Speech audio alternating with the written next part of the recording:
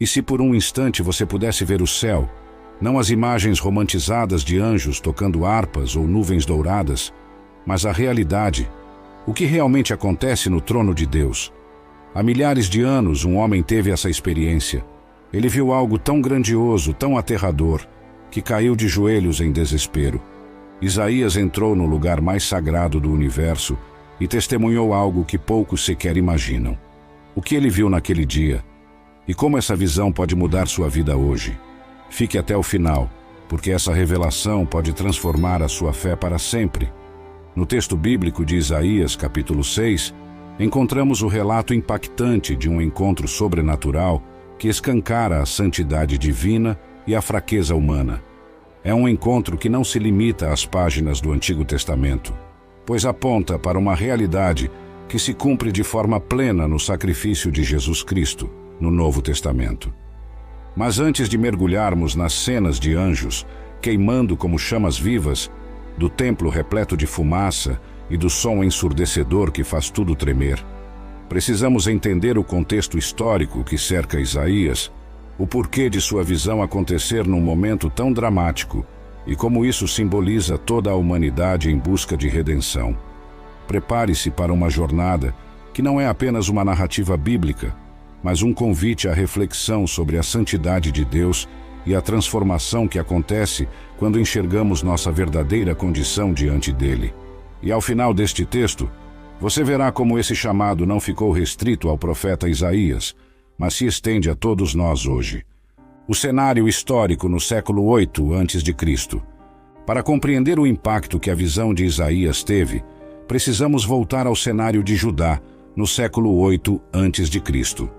Naquela época, o povo de Deus vivia sob a monarquia davídica, e um dos reis mais proeminentes foi Uzias, também chamado de Azarias em alguns trechos bíblicos.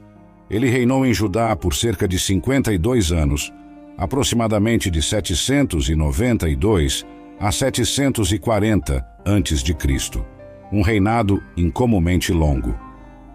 O período de Uzias foi marcado por prosperidade econômica, avanços militares e, de certa forma, estabilidade política. Ele fez grandes construções, fortaleceu os muros de Jerusalém, conquistou territórios e desenvolveu bem o exército de Judá. Sob seu governo, a nação teve um certo crescimento comercial, pois as rotas de comércio puderam ser restabelecidas. Em síntese, seu nome estava associado à estabilidade e à ordem. No entanto, à medida que Uzias se tornou poderoso, seu coração se elevou em orgulho. De acordo com o relato bíblico, segundo Crônicas 26, houve um momento em que o rei decidiu exercer funções sacerdotais, entrando no templo para queimar incenso, algo que Deus havia ordenado de forma clara que fosse responsabilidade exclusiva dos sacerdotes. A consequência foi imediata. Uzias foi acometido de lepra, e essa doença o tornou ritualmente impuro e o afastou por completo do convívio social e religioso. Nos últimos anos de vida, teve de governar isolado, enquanto seu filho Jotão assumia várias funções governamentais. Quando finalmente o rei Uzias morreu, a nação experimentou uma sensação de fim de era. Aquela figura que, apesar de seus erros, ainda representava uma certa grandeza e estabilidade, havia partido. Era como se o povo fosse lançado em uma crise de identidade e medo diante das nações vizinhas. Com a morte de Uzias, uma ansiedade se espalhou. Quem iria proteger Judá de ameaças externas? Será que a prosperidade de outrora chegaria ao fim? Esse contexto de insegurança nacional e preocupação religiosa é o pano de fundo para o chamado profético de Isaías. Em um momento em que tudo parecia ruir, Deus decide revelar sua glória, de maneira avassaladora, a um homem que precisava entender que o verdadeiro rei de toda a terra continua no trono, independente dos ciclos políticos. Assim, o capítulo 6 de Isaías se inicia com a célebre frase: "No ano da morte do rei Uzias, eu vi o Senhor assentado sobre um alto e sublime trono." Isaías capítulo 6, versículo 1. O contraste é claro. O rei terreno morre, mas o rei eterno continua vivo e reinando com poder absoluto. Quem era o profeta e por que ele foi escolhido? Isaías viveu em Jerusalém e profetizou durante os reinados de Uzias, Jotão, Acás e Ezequias. Ele era alguém familiarizado com a corte real, possivelmente de família nobre ou ao menos bastante próxima dos círculos governamentais. Sua mensagem, desde o início, mesclava advertências severas e consolos profundos ao povo de Judá. A missão principal de Isaías era denunciar o pecado e conclamar o povo ao arrependimento. Nos capítulos iniciais de seu livro, percebemos que a nação estava mergulhada em corrupção moral e espiritual. A idolatria era crescente, a opressão aos pobres aumentava e a verdadeira adoração a Deus se tornava cada vez mais rarefeita. Mesmo assim, Isaías aparece como uma voz que chama Judá para retornar ao Senhor e à fidelidade à aliança. Isaías não era um novato na vida espiritual. Ele já trazia consigo um histórico de ouvir a voz de Deus e transmitir mensagens proféticas. Todavia, esse homem, que já estava acostumado a falar em nome de Yahweh, não fazia ideia de quão profundo seria o encontro que o aguardava. Quando a visão celestial finalmente ocorre, não é apenas uma mensagem simbólica. Trata-se de uma experiência tão intensa que Isaías se vê forçado a encarar suas próprias limitações. Ele se torna um embaixador do céu, não apenas porque foi chamado, mas também porque entendeu, em um nível jamais antes experimentado, quão santo é o Senhor e quão pecador é o ser humano. Ele viveu, em primeira mão, o que significa depender inteiramente da graça divina. A visão do trono de Deus, o início da experiência. Chegamos ao ponto crucial da narrativa, a visão espetacular que Isaías tem do próprio trono de Deus. O texto bíblico diz: "No ano em que morreu o rei Uzias, eu vi o Senhor assentado sobre um alto e sublime trono, e as abas de suas vestes enchiam o templo." Isaías capítulo 6, versículo 1. Esta declaração, embora breve, é repleta de significado. Em primeiro lugar, o trono de Deus é descrito como alto e sublime.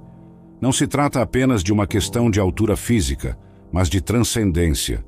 É a forma de Isaías afirmar que Deus está infinitamente acima de qualquer poder terreno. O Senhor não está preso às limitações de um reinado de 52 anos ou de uma dinastia.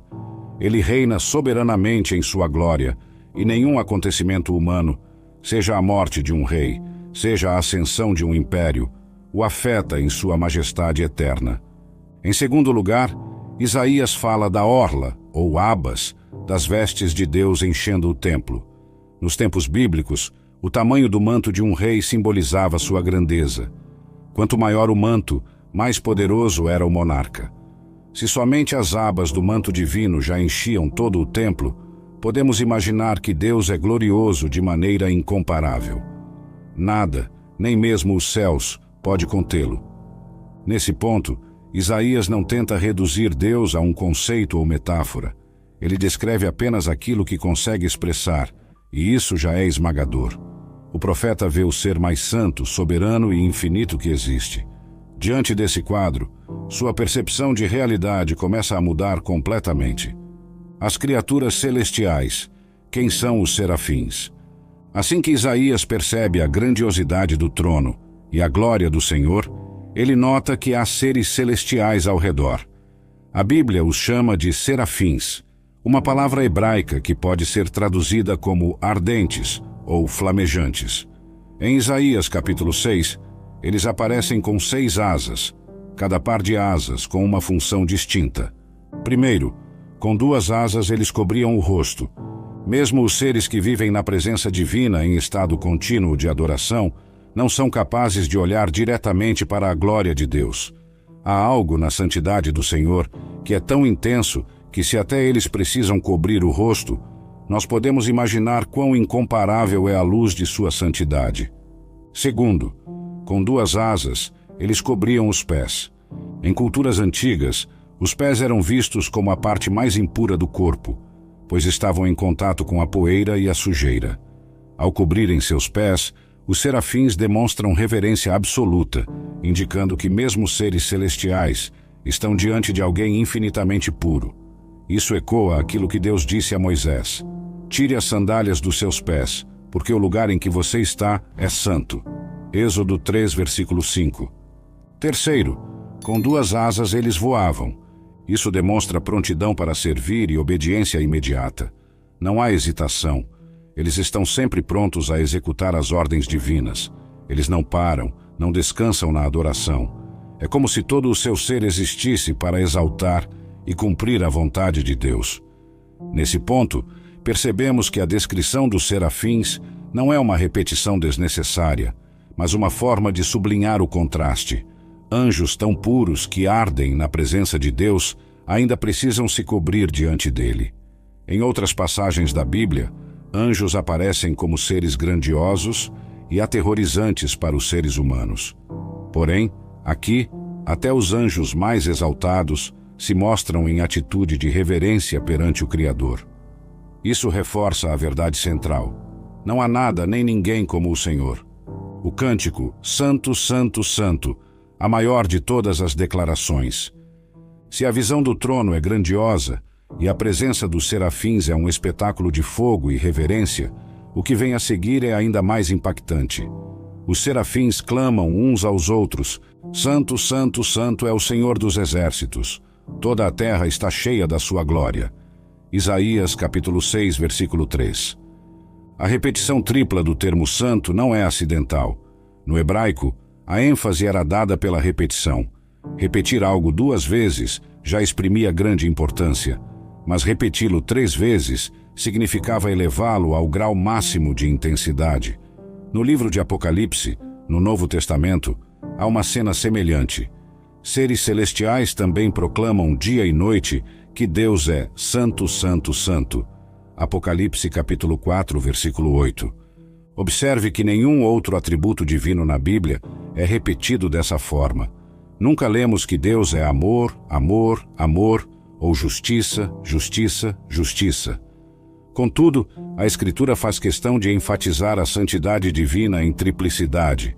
Isso mostra que a santidade não é apenas uma característica entre várias, mas é a essência do ser de Deus. Ele é completamente separado de qualquer impureza. É a absoluta expressão de pureza moral e glória suprema. O cântico proclama que toda a terra está cheia da sua glória. Lembre-se, quando Isaías tem esta visão, ele está testemunhando uma crise política e religiosa em seu país.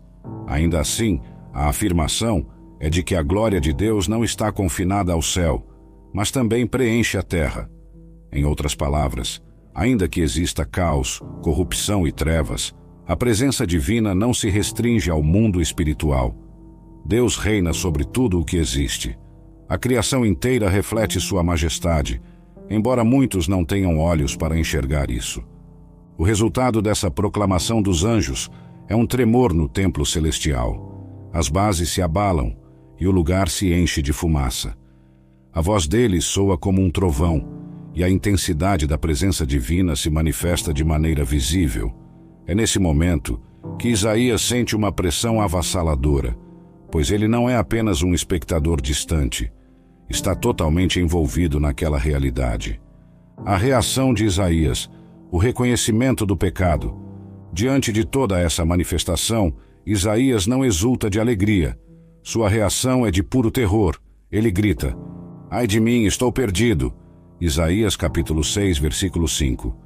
Ai de mim é uma expressão hebraica que denota lamento profundo, quase uma sentença de morte. O profeta, que até então era reconhecido por sua vida devotada ao Senhor e pela seriedade de sua mensagem, sente-se totalmente inadequado e condenado diante da santidade perfeita de Deus.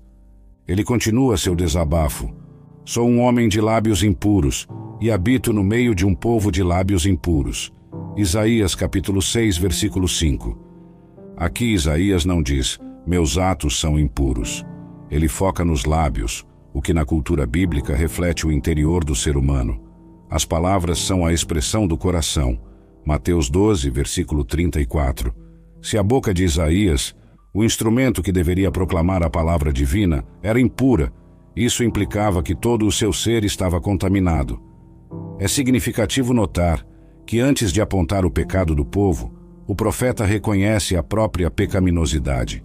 Ele não se coloca em um nível superior, mas admite que está na mesma condição.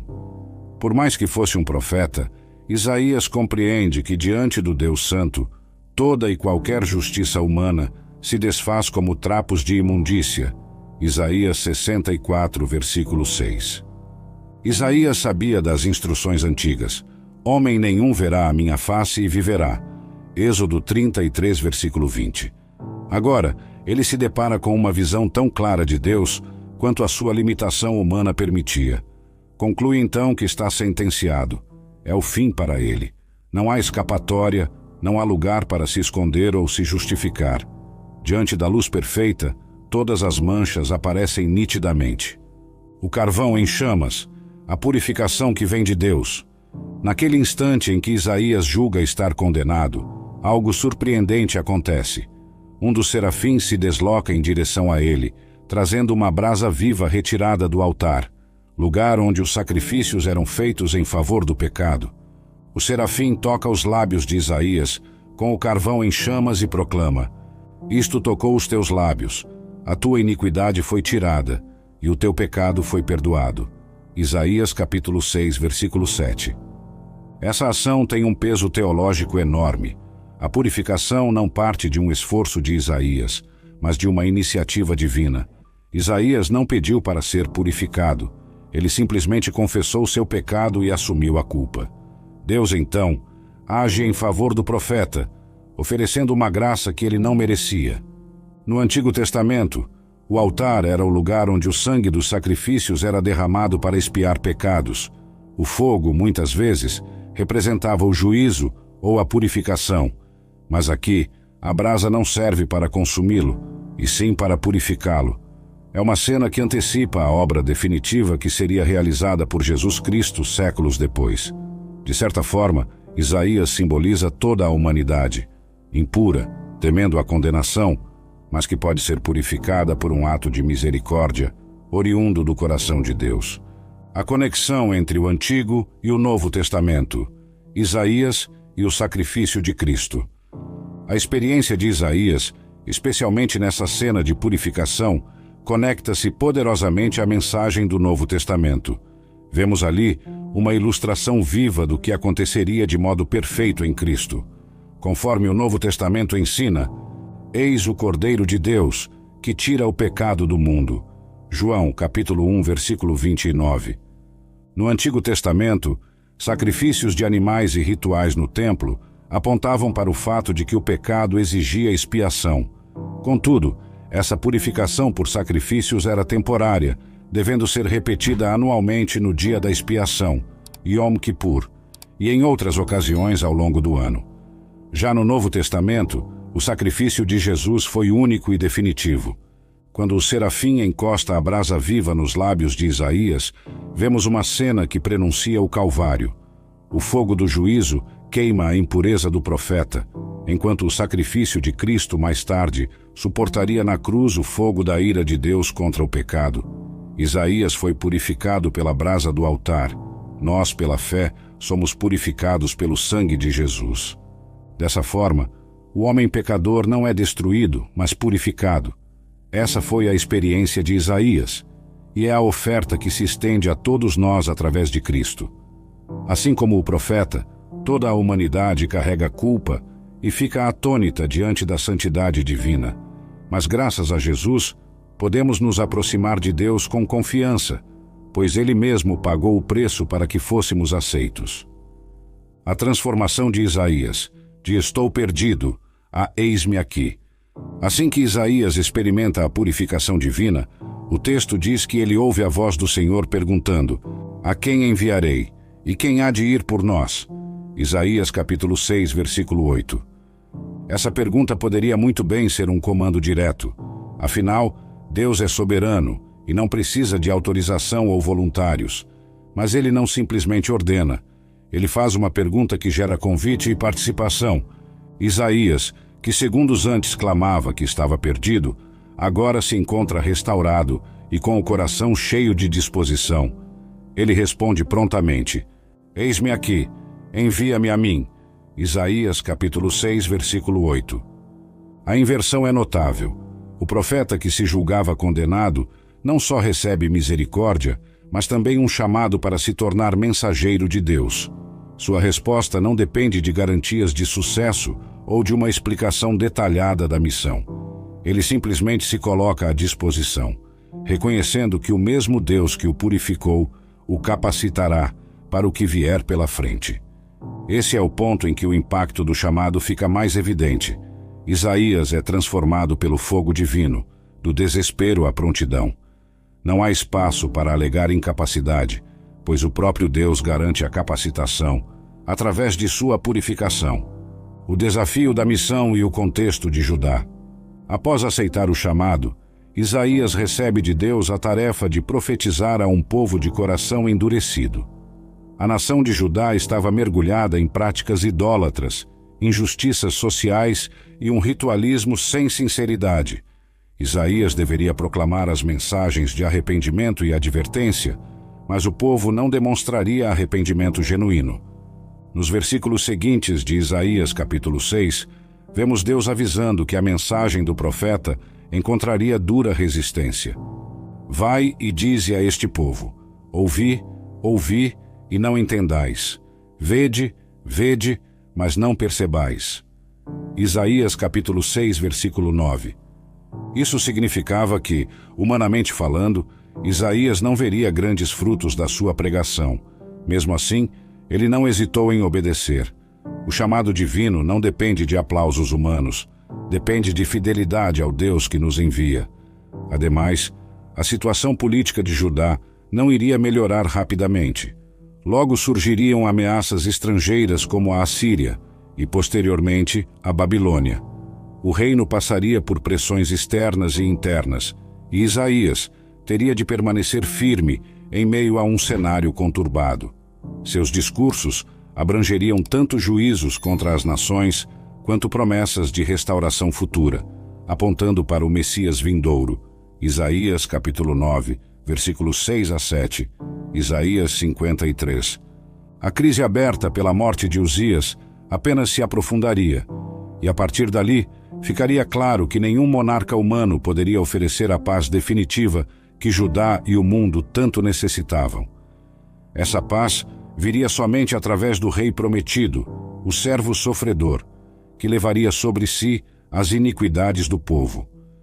Isaías como símbolo da humanidade, a necessidade de redenção. A experiência de Isaías não foi escrita apenas para que admirássemos sua visão. O profeta viveu algo que simboliza a condição de toda a humanidade. Assim como ele, cada ser humano, primeiro, encontra-se impuro diante de um Deus perfeitamente santo. Segundo, reconhece, quando confrontado pela verdade, que não tem méritos para se justificar. Terceiro, depende inteiramente da iniciativa de Deus em prover perdão. Quarto, uma vez purificado, recebe de Deus um chamado para viver em santidade e cumprir uma missão no mundo. No Novo Testamento, o apóstolo Paulo ecoa a mesma ideia ao dizer que todos pecaram e carecem da glória de Deus. Romanos capítulo 3, versículo 23. Mas são justificados pela graça que há em Cristo Jesus. Isaías foi tocado por uma brasa viva. Nós somos tocados pelo sacrifício de Cristo no Calvário. Em ambos os casos, não há espaço para a vanglória humana. Todo o mérito pertence a Deus. Por isso, quando falamos do encontro de Isaías com a santidade divina, não estamos apenas falando de um episódio isolado na história de Israel. Estamos falando do modelo que revela como Deus lida com seres humanos pecadores. Ele se aproxima, revela sua santidade, expõe nossa condição, mas também proporciona redenção. Essa redenção não é o fim em si mesma. Ela visa nos redirecionar ao propósito original de Deus para nós, refletir sua glória e proclamar sua palavra. A mensagem de esperança, do Antigo ao Novo Testamento. Se a profecia de Isaías carrega um peso de julgamento, ela também aponta para a esperança.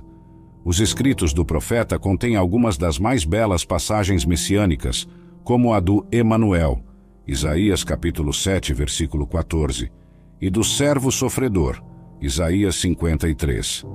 Ao mesmo tempo que Isaías denuncia o pecado, ele anuncia a vinda de um rei perfeito, cuja justiça e paz não terão fim. Para nós, que lemos essa profecia à luz do Novo Testamento, fica evidente que Jesus Cristo é a resposta ao anseio que Isaías expressa. Aquele que se senta em um alto e sublime trono, também se fez carne e habitou entre nós. João capítulo 1, versículo 14. Deus não ficou distante. Ele desceu até nosso nível para nos resgatar. Isso reforça a linha contínua das Escrituras. O Deus que se revelou em Isaías capítulo 6 é o mesmo que em Cristo manifesta sua glória e convida toda a humanidade a ser purificada pelo sangue da cruz. Assim como Isaías experimentou o toque do carvão em seus lábios, simbolizando perdão, nós podemos experimentar o toque do amor de Deus em nosso coração, nos trazendo reconciliação e vida nova. A atualidade do chamado de Isaías para nós hoje. É comum pensarmos na visão de Isaías como um fato distante no tempo. No entanto, a voz que ele ouviu ainda ecoa: a quem enviarei? E quem há de ir por nós? Essa pergunta não se limitava aos tempos antigos. Ela se estende a toda e qualquer geração que leia essa passagem e se confronte com a santidade de Deus. Ainda vivemos em um mundo marcado por crises, injustiças e corrupções. Pessoas buscam respostas, tentam encontrar esperança em líderes políticos, ideologias e avanços tecnológicos. No entanto, se existe algo que Isaías capítulo 6 deixa claro, é que a verdadeira esperança repousa na soberania de Deus. O trono divino não é abalado pelos fracassos humanos. Deus continua governando, e seu plano de redenção atinge todo aquele que se abre para sua graça. Diante disso, cada um de nós precisa se perguntar: estou disposto a reconhecer minha impureza diante de Deus? E estou pronto para responder ao seu chamado, dizendo: eis-me aqui, envia-me a mim? Assim como Isaías não se apoiou em sua moral pessoal, mas confiou na graça purificadora, também precisamos depender de Cristo para recebermos o perdão e a capacitação para servir.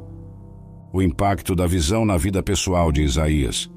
Muitas vezes, ao lermos Isaías capítulo 6, enfatizamos a cena dramática do trono, os serafins e o carvão em brasa. Mas não podemos negligenciar o que acontece depois. Isaías se levanta de sua experiência, não como a mesma pessoa, mas como alguém transformado. Ele deixa o templo com a convicção de que foi escolhido e capacitado pelo próprio Deus para proclamar uma mensagem que o povo não queria ouvir. Sua obediência não estava condicionada à popularidade ou ao sucesso imediato. Isaías entende que a fidelidade ao chamado divino é o que realmente importa, mesmo que seu ministério fosse repleto de desafios. No desenvolver do livro, vemos Isaías anunciando juízo, mas também esperança. Ele confronta reis, autoridades e toda a nação, apontando falhas e conclamando ao arrependimento. E, ao mesmo tempo, revela a promessa de um futuro redentor. Porque um menino nos nasceu, um filho se nos deu, o governo está sobre os seus ombros. Isaías capítulo 9, versículo 6. Ele tem plena consciência de que essa visão de um Deus santo envolve tanto a justiça quanto o amor. Podemos deduzir que o impacto pessoal em Isaías foi imenso. Não há como se encontrar com a santidade de Deus, reconhecer o próprio pecado, ser purificado e ainda assim permanecer a mesma pessoa. É essa transformação que faz com que ele responda positivamente ao chamado: eis-me aqui, envia-me a mim. Reflexão sobre nossa própria visão de Deus. Quando pensamos em Deus, qual imagem se forma em nossa mente? Para muitos, Deus é visto como uma figura distante, indiferente aos dramas humanos. Para outros, é um ser permissivo, que não julga ninguém e simplesmente quer que sejamos felizes. Já outros enxergam Deus como alguém severo, pronto para punir com ira incessante. A visão de Isaías capítulo 6 equilibra todas essas caricaturas. Ela apresenta um Deus ao mesmo tempo misericordioso e tremendamente santo. Um Deus que se importa com a aliança que fez com seu povo, mas que não faz vistas grossas ao pecado. Um Deus cuja glória enche toda a terra, mas que se revela pessoalmente a um profeta em crise. O que podemos aprender aqui? Se nossa visão de Deus for pequena, nosso senso de reverência também será pequeno. Se nossa visão de Deus for distorcida, nossa vida espiritual será desequilibrada. Precisamos enxergar o Senhor como Ele é, santo, exaltado, justo e cheio de amor, que purifica aqueles que reconhecem seu pecado. A importância de reconhecer nossa impureza. Isaías não teve medo de expor sua condição. Sou um homem de lábios impuros. Seu grito é um grito de entrega. Ali, ele se rende ao fato de que não pode se salvar por si mesmo, nem pode esconder sua culpa da presença de Deus. Essa postura de arrependimento sincero é o primeiro passo para uma transformação genuína. Muitas vezes, resistimos a reconhecer nosso pecado porque tememos perder prestígio ou nos sentir envergonhados. No entanto, a história de Isaías mostra que a verdadeira vida com Deus começa quando admitimos: ai de mim, estou perdido. Assim que damos esse passo, Deus se aproxima com seu carvão em brasa, trazendo purificação. Isso não significa que não haverá dor ou mudança profunda. Ser purificado pode queimar, pois envolve arrependimento e mudança de atitude. Mas é nesse fogo que o pecado é consumido e se abre caminho para uma nova fase de intimidade e serviço a Deus. Quando Deus pergunta: a quem enviarei? Quem há de ir por nós? Ele está, de certa forma, convidando Isaías a participar do seu plano. Isso reflete algo recorrente nas Escrituras. Deus escolhe trabalhar através de pessoas. Ele poderia fazer tudo sozinho, mas deseja que seus filhos façam parte da obra, sendo canais de bênção no mundo. Pense em Abraão, que foi chamado para ser pai de muitas nações, mas teve de sair de sua terra. Pense em Moisés, que foi chamado para libertar Israel, mas teve de enfrentar Faraó e atravessar o deserto.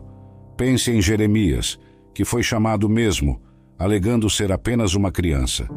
Todos eles atenderam ao convite divino e, através de suas fraquezas, Deus demonstrou seu poder. Da mesma forma, Isaías é convocado não porque era o melhor candidato, mas porque se dispôs: eis-me aqui. Hoje, nós também somos convidados a participar do que Deus está fazendo no mundo.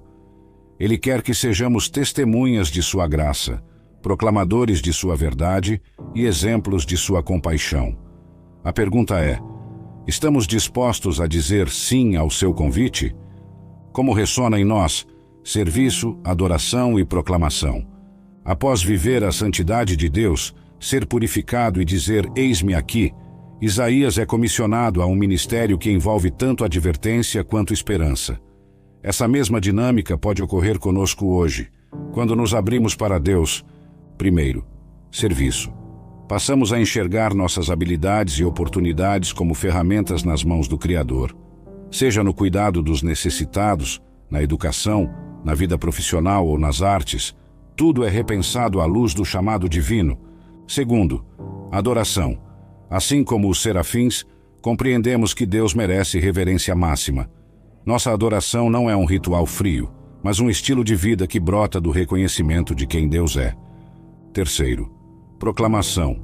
Não podemos guardar para nós a experiência de salvação e transformação. O mundo precisa ouvir a mensagem de que há perdão, a reconciliação, a paz em Cristo. Cada um, ao seu modo, torna-se um Isaías contemporâneo, apontando para a majestade de Deus e a necessidade do arrependimento. Os desafios enfrentados por Isaías e por nós. Isaías não recebeu a promessa de que tudo seria fácil. Na verdade, Deus o advertiu que o povo não reagiria bem às suas profecias. Ainda assim, o profeta permaneceu fiel. Em nossa realidade, também podemos enfrentar descrença, oposição e até zombaria por falar de valores e princípios que vão contra a cultura do egoísmo e do materialismo. A vida cristã não é livre de problemas, mas é sustentada pela certeza de que o trono de Deus permanece inabalável. Da mesma forma que Isaías tinha convicção de que o Senhor ainda governava apesar do caos pós-Uzias, nós podemos confiar que, seja qual for o cenário político, econômico ou cultural, Deus ainda reina. O chamado dele é para nos levantarmos e sermos luz em meio às trevas, mesmo quando as circunstâncias não são favoráveis. Esse compromisso requer fé e coragem. Isaías precisou enfrentar reis e lideranças corruptas, denunciações de injustiças, idolatria e apostasia. Ele foi porta-voz de juízos severos que pouco o tornaram popular.